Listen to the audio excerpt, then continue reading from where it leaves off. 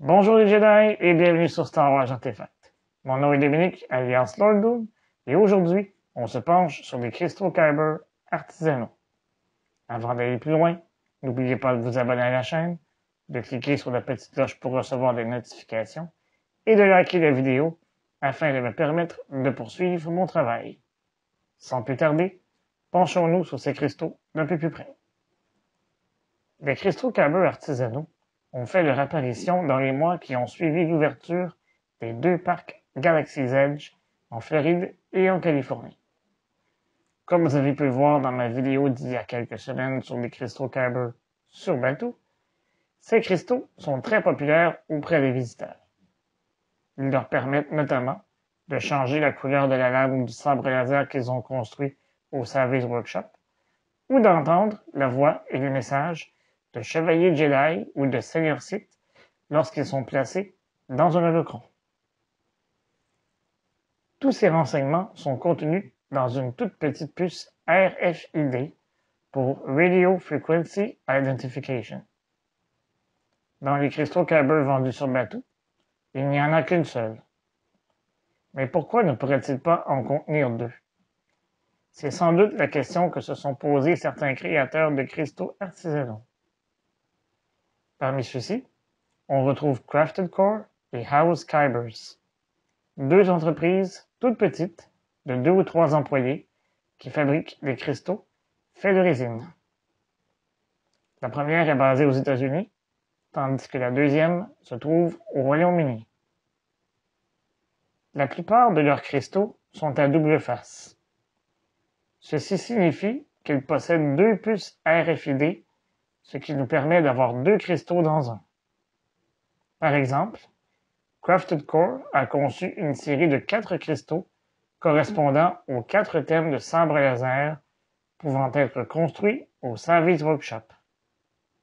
Ainsi, nous avons le Elemental Nature avec les voix de Chirrut Imwe et Yoda, le Peace and Justice avec les voix de Mace Windu version 1 et Obi-Wan Kenobi, le Protection and Defense avec les voix de Mace Windu version 2 et d'un garde du Temple Jedi, et finalement, le Power and Control avec les voix de Chirrut Imwe et de Darth Vader. Ces cristaux sont toujours en vente sur leur site.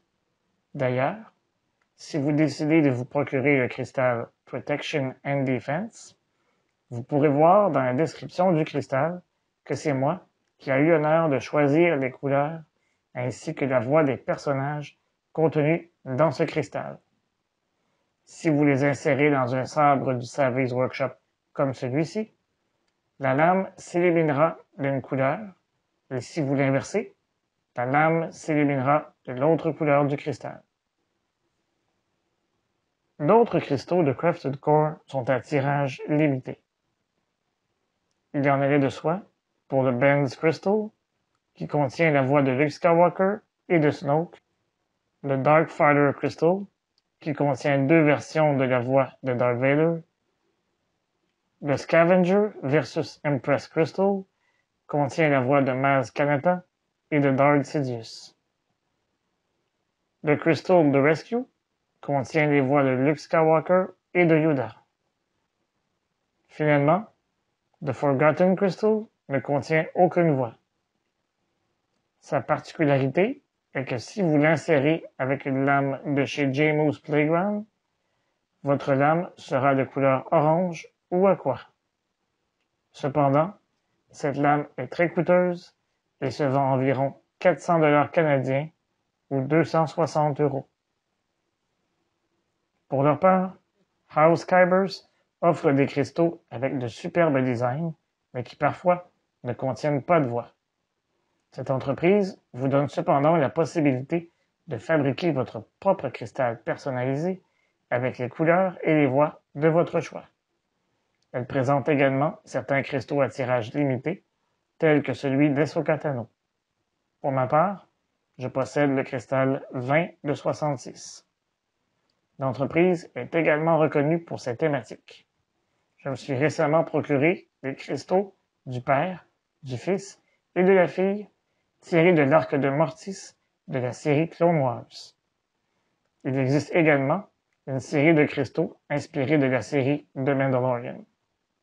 Je devrais avoir d'autres cristaux de cette entreprise à vous présenter au cours des prochains mois. Il existe d'autres entreprises moins populaires qui fabriquent des cristaux artisanaux. Par exemple, I Am Geek Shop a offert The Great Tree Crystal, un cristal que j'ai acheté davantage pour son look, puisqu'il ne contient aucune voile. La lame d'un sabre de chez Savies s'illumine bleue ou verte. Pour ma part, je possède l'exemplaire 97 de ça.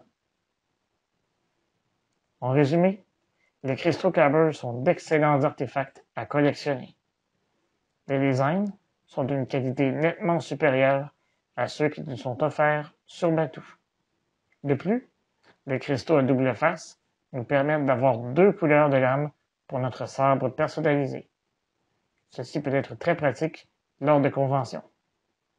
Si vous souhaitez vous procurer des cristaux artisanaux et en connaître les prix, vous trouverez le lien de Crafted Core, House Kybers et J-Moose Playground dans la description de la vidéo. Quel est votre cristal artisanal préféré parmi ceux que je vous ai montrés? Dites-le moi dans les commentaires au bas de la vidéo. D'ici là, je vous dis à bientôt et que la force soit avec vous à tout jamais.